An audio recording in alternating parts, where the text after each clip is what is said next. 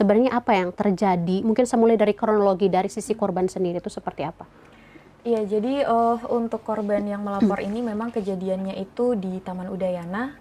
Jadi posisinya di situ korban sedang duduk-duduk dan berniat untuk membuat konten sebenarnya di pagi hari di Taman Udayana. Jadi sedang duduk sambil ngeset handphone gitu ya. Tiba-tiba kemudian si tersangka ini datang menghampiri korban untuk mengajak berkenalan dan lain sebagainya. Nah, di awal percakapan mereka itu si pelaku ini kemudian berusaha untuk mengambil simpati korban. Dengan cara apa? Dengan cara kemudian korban diminta untuk buka handphone, buka aplikasi TikTok dan search akun TikToknya si pelaku untuk kemudian dilihat video-videonya di sana, video-video pelaku yang ada di akunnya tersebut. Kemudian di sana korban itu melihat 2 video. Ada video pelaku yang menggunakan kendaraan motor dan ada video pelaku yang sedang memainkan alat musik.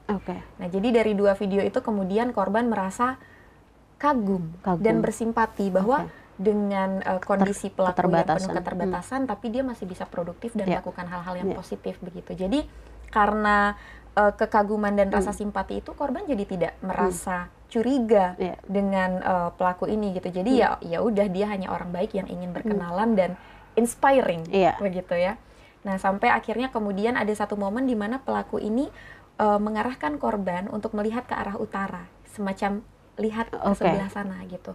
Di mana di sebelah utara itu ada sepasang laki-laki dan perempuan yang sedang melakukan adegan dewasa, yang membuat korban jadi terkejut gitu. Kaget lah ngelihat hal seperti itu di publik gitu kan. Dan akhirnya korban kemudian menangis dan ketakutan melihat itu gitu. Nah, jadi kemudian di sana pelaku mengatakan bahwa kita pindah tempat saja, jangan di sini gitu. Dan itu pindah tempatnya tuh ke arah yang lebih belakang, di Taman Udayana yang lebih belakang, yang memang lebih sepi di sana. Nah, kemudian dalam perjalanan dari satu titik ke titik yang di belakang itu korban masih dalam kondisi menangis dan ketakutan setelah melihat yang tadi.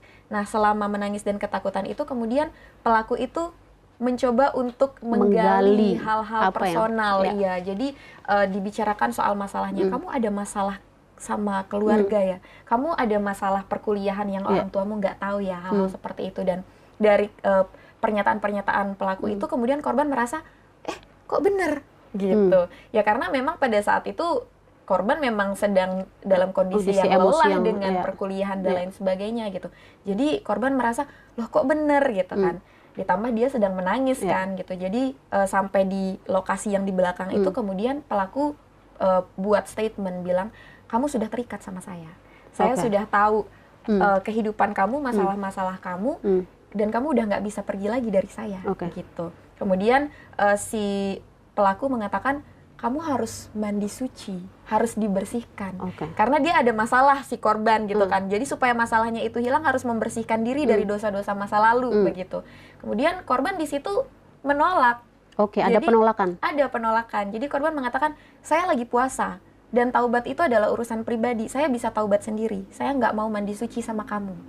Jadi si korban menyatakan itu dengan tegas. Tapi kemudian pelaku mengatakan, kalau kamu tidak mengikuti permintaan saya, hidup kamu akan hancur dan masalah-masalah kamu, aib-aib kamu yang saya ketahui itu akan saya bongkar ke orang tua gitu. Dan posisi korban saat itu karena masih menangis ketakutan, kemudian merasa bahwa kok si pelaku ini tahu tentang masalah pribadi saya, apalagi dengan ada kalimat kamu sudah terikat gitu ya. Jadi korban tuh berpikir, berarti ada potensi juga si pelaku ini tahu orang tua saya. Karena masalah saya aja dia tahu gitu loh. Dan di situ akhirnya korban merasa sangat ketakutan dan ya menjadi kemudian tidak bisa melihat pilihan lain selain mengikuti permintaan pelaku. Jangan lupa subscribe ya.